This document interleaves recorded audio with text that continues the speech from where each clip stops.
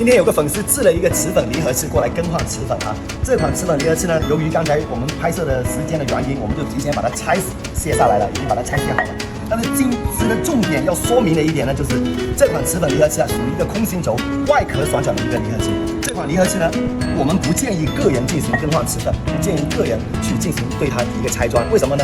因为这款离合器啊，它很多零配件啊，这个只是一部分，还有一部分我们已经拆出来了。而且每一个零配件呢，它都是一个单独的一个模具。如果一不小心拆卸的时候拆烂了，或者是撬崩了一个角，那就直接就报废了，这样就得不偿失了。所以说一定要找到专业的人员来进行这款齿粉离合器的一个齿粉更换啊。然后这里呢就是放齿粉的地方，我们刚才已经把它清理干净了啊。这里面的齿粉一定要把它清理干净，而且连这个外壳、这个外穿也要清理好，这样才能够防止齿粉2次卡顿的一个问题。我是小万哥，关注我，分享更多转财应用案例给你。